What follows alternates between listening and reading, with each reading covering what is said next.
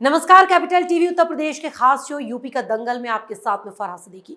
अपने show UP का दंगल में हम हर रोज आपको सूबे की सियासत से रूबरू कराते हैं। आज बात करेंगे यूपी चुनाव में ओबीसी वोट साधने के लिए बीजेपी के नए मास्टर प्लान की।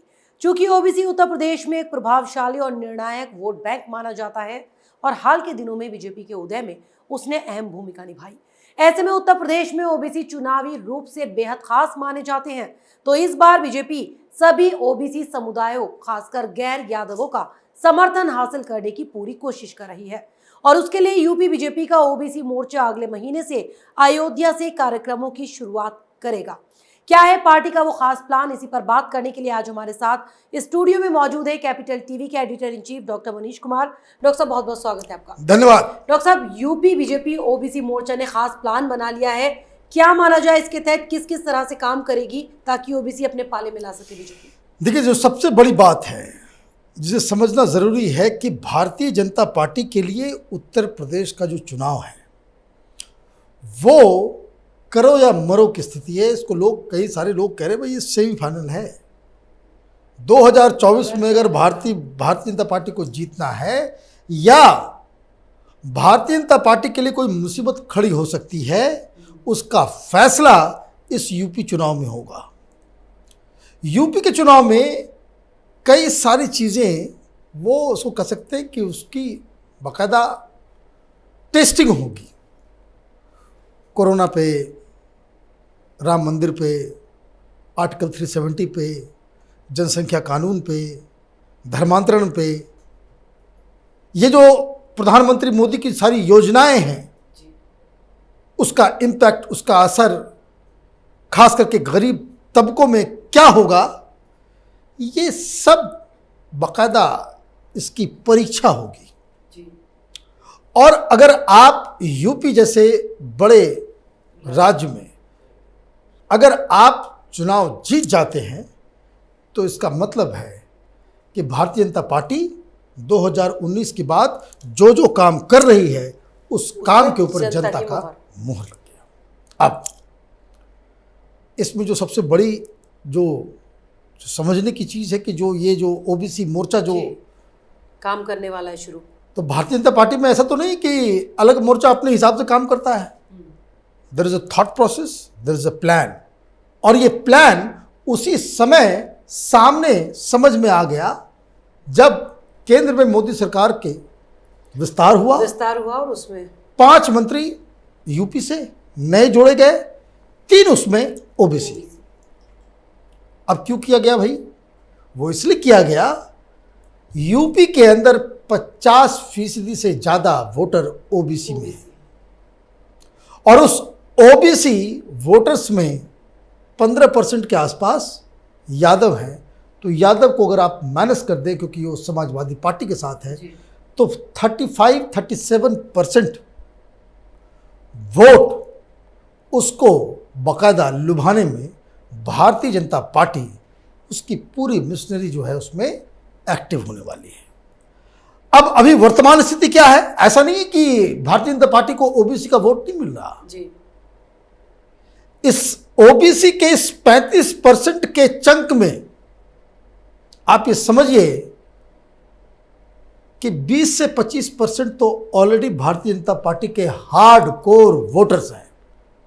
तो बच गया ये 12 से 15% वोट, जिसको भारतीय जनता पार्टी बाकायदा सॉलिड तरीके से अपने पास लेकर के आना चाहती है और इसीलिए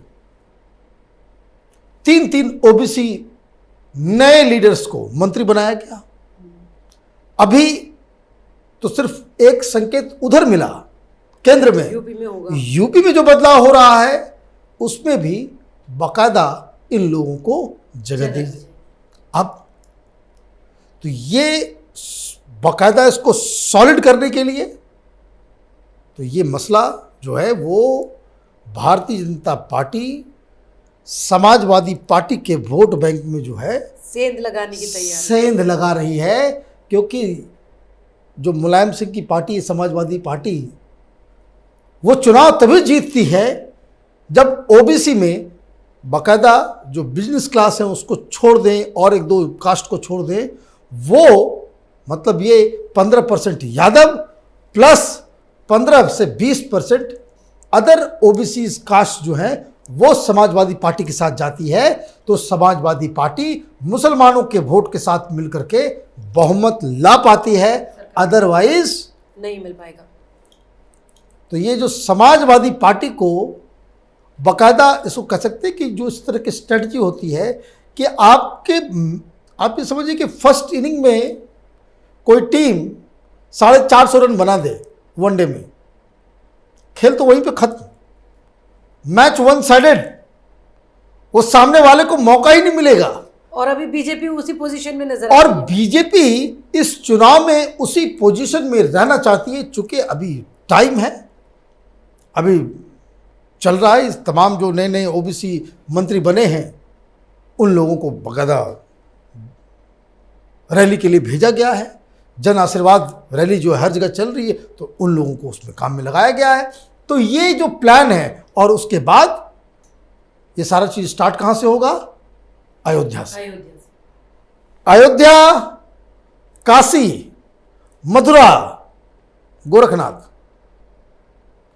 ये 4 धुरी है, या आप समझ लीजिए अभी जिस वक्त पूरा देश जो है जन्माष्टमी के इसमें बिल्कुल रमा हुआ है, योगी जी कहाँ हैं?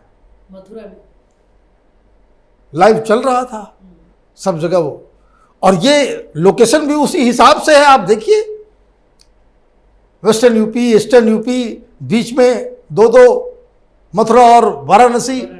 आप पूरी तरीके से ये भारतीय जनता पार्टी हर एक एलिमेंट्स के ऊपर ध्यान दे रही है, और ये ध्यान देने की वजह क्या है कि एक तो बीएसपी वो इनके वोट बैंक में सेंधमारी करने के चक्कर में थी कि अपर कास्ट लेकर क्या है, लेकिन अपर कास्ट को भी इन लोगों ने सॉलिडिफाई कर लिया।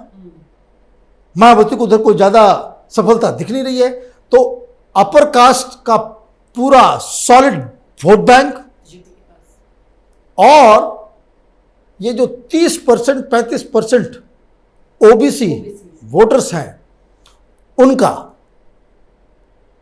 आप थ्रू हैं। और एडिशनल मैं आपको बता दूं, मायावती के वोट बैंक से कई सारी दलित पार्टियां, दलित कास्ट, वो भारतीय जनता पार्टी में ऑलरेडी शिफ्ट कर चुकी हैं। पिछले 2-3 इलेक्शंस में वो मायावती के साथ नहीं गए, वो भारतीय जनता पार्टी के साथ है। तो ये जो फॉर्मूला जो भारतीय जनता पार्टी का बन रहा है कि एक तो आप जो आपकी कोर आइडियोलॉजी है, आपके जो कोर मुद्दे हैं, उसको ये फ्रंट पे रखेंगे, और बैठे बिठाए मुद्दे मिले हुए हैं बीजेपी को। तो वो तो ये देखिए, ये तो ऐसा खेल चल रहा है कि भाई चित हम जीते और पट तुम हारे। ये इस तरह का खेल जो चल रहा है, भाई राम मंदिर है, राम मंदिर को क्रिटिसाइज करोगे तुम्हारे वोट में जो है तुमको ही दिक्कत होगी, और राम मंदिर के नाम पे हम वोट बाकायदा हम डुगडुगी बजाएंगे, हर जगह जाएंगे।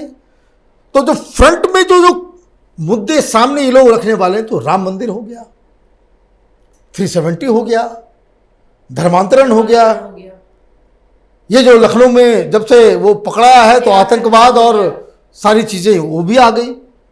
अब 1-2 सप्ताह के बाद आप देखेंगे कि फिर जनसंख्या कानून भी सामने आ जाएगा।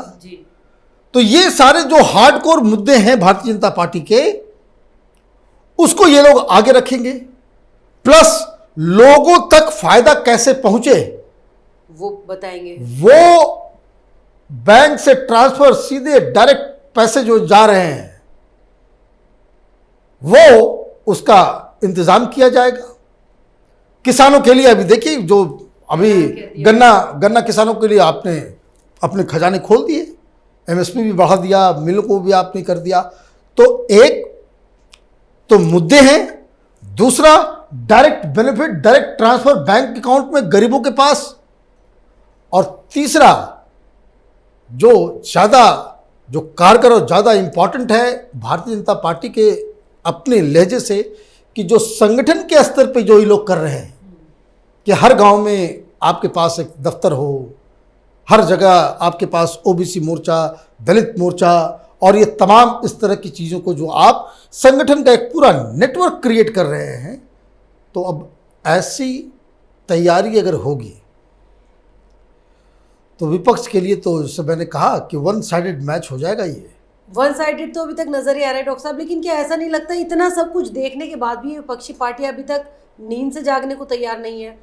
विपक्षी पार्टियां, उनको अभी भी ऐसा लग रहा है कि भाई वो मीडिया के जरिए, तो प्रोपेगेंडा के जरिए, तो सोशल मीडिया में अफवाह उड़ा करके, आप ऐन मौके पे हिंदू मुसलमान करके, कोई छोटी सी चीज़ मुद्दे को उठा करके, जब इतनी सारी चीज़ें, देखिए मैं आपको एक बात बताता हूँ, हर चुनाव में सरकार जिसकी होती है उनके खिलाफ बहुत सारे मुद्दे होते हैं जी। सरकार है, गलतियां तो होगी, हर आदमी सेटिस्फाई नहीं होगा, बहुत सारी पॉलिसीज फेल भी हुई होंगी, बहुत सारी पॉलिसीज जो है जिसके ऊपर लोगों की नाराजगी भी होगी। मतलब विपक्ष के सामने वो सारे मुद्दे होते हैं, लेकिन यहाँ का विपक्ष ना तो उन्हें उठा पा रहा है ना उन्हें नहीं। बुला पा रहा है। विपक्ष के पास इतनी सांगठनिक शक्ति होनी चाहिए कि आप जो सरकार के खिलाफ जो मुद्दे हैं उन मुद्दों को सिर्फ उठाना ही नहीं, आप मुद्दे तो उठा सकते हैं प्रेस कॉन्फ्रेंस करके, लेकिन उन मुद्दों को उठा करके आप उसको वोट में कन्वर्ट कर लें, इसके लिए संगठन की जरूरत होती है। ये लोग नहीं कर पा रहे हैं, यही सबसे बड़ी दिक्कत है इन लोगों की कि आप भाई सोशल मीडिया के जरिए नहीं होता, गांव गांव में जाकर के, पंचायत पंचायत में जाकर के, अगर आप किसान के मुद्दे के ऊपर सरकार के खिलाफ जो गुस्सा अगर है भी, उसको आप गुस्सा को इतना ज्यादा आप लोगों के बीच लेकर के जाएं कि आगे चल के वो गुस्सा, वो नाराजगी, वो कन्वर्ट हो जाए वोट में, तब तो बात समझ में आती है। मैं देखता हूं बहुत सारे रिटायर्ड पत्रकार यूट्यूब चैनल चलाते हैं, वो जाके पूछते हैं कि भाई क्या फायदा हुआ तुमको, क्या हो गया 370 से, क्या हो गया राम मंदिर से, तुमको क्या फायदा हुआ, डीजल के दाम देखो कितना बढ़ गए हैं। तो सामने वाला बोल देता है कि डीजल का दिक्कत से नहीं है, 200 रुपये लीटर भी हो जाएगा, वो बर्दाश्त है, लेकिन योगी मोदी चाहिए। अब जब ये इस लेवल पे लोग जो हैं सरकार के साथ और नेतृत्व के साथ खड़े हैं, तो उस आदमी को उस गांव में जाकर के कन्विंस करने के लिए तो विपक्ष के पास वो संगठन शक्ति होनी चाहिए, जो यहाँ नजर ही नहीं आ रही है। नजर नॉन एग्जिस्टेंट। इन लोगों ने 5 साल तक कुछ नहीं किया। डेमोक्रेसी का एक तकाजा है, जो सरकार में है उससे ज्यादा मेहनत विपक्ष को करना होता है। और वो इसलिए कि जब वोटिंग समय आए तो लोगों में जब तक ये विश्वास नहीं होगा कि इनकी सरकार अगर बनती है तो ये वर्तमान सरकार से बेहतर चला सकते हैं, तब तक आपको कोई वोट देगा नहीं। कोई वोट देने का कोई मतलब ही नहीं बनता। राहुल गांधी क्यों हारते हैं? कांग्रेस पार्टी की मिट्टी पलित क्यों हो गई? क्योंकि कांग्रेस पार्टी ये तमाम विपक्ष, ये लेफ्टिस्ट मुद्दे तो उठाते हैं हर बार। पिछली बार 2014 से हिंदुस्तान में लेफ्टिस्ट तो मुद्दा ही उठा रहा है, तो कभी अवार्ड वापसी, तो कभी दंगा, तो कभी कुछ, कभी गुजरात, तो कभी, आप सब कुछ उठाते रहते हो, वोट नहीं मिलता। क्यों? क्योंकि सिर्फ मुद्दे उठाने से वोट नहीं मिलते, उसको कन्वर्ट करना होता है, उसके लिए मेहनत करनी पड़ती है, और उसके लिए पसीने बहाने होते हैं, जमीन में उतरना होता है, लोगों के पास जाना होता है। ये आप करेंगे नहीं। आप ये सोचेंगे कि भाई सेब के पेड़ के नीचे लेट जाओ और अपने मुंह को खोल दो और सेब गिरेगा मुंह के अंदर, तब खाऊंगा, तो ऐसे तो चुनाव नहीं जीते जा सकते। तो ये एक बड़ा दिक्कत है। और full marks Bharatiya Janata Party, they are leaving no stone unturned, कि भाई आप कहीं भी कोई एक छेद तक ना हो जिससे आगे चल करके प्रॉब्लम खड़ी हो। डॉक्टर साहब चलिए, बहुत बहुत शुक्रिया हमारे साथ कार्यक्रम। धन्यवाद। ओबीसी के बीच अपनी पकड़ को मजबूत करने के लिए बीजेपी ने मास्टर प्लान तो तैयार कर लिया है। अब ओबीसी वोटरों को साधने के लिए पार्टी कई पहल करेगी, जिसके तहत 2 सितंबर को अयोध्या से लोगों को बीजेपी की सरकार की कल्याणकारी पहलों के बारे में बताने के लिए कार्यक्रम शुरू कर दिए जाएंगे। तो अगर आपको हमारे प्रोग्राम पसंद आया तो इसे लाइक करें, शेयर करें और उत्तर प्रदेश चुनाव से जुड़ी हर खबर को जानने के लिए कैपिटल टीवी के साथ साथ कैपिटल टीवी उत्तर प्रदेश को सब्सक्राइब करना ना भूलें। अगर आपको हमारा वीडियो पसंद आया हो तो इसे लाइक करें, हमारे चैनल को सब्सक्राइब करें और हाँ, बेल आइकन दबाना ना भूलें ताकि आप तक हमारे वीडियो की नोटिफिकेशन पहुंचती रहे। आप अपना सुझाव हमें कमेंट बॉक्स में दे सकते हैं। हमारे साथ जुड़ने के लिए शुक्रिया।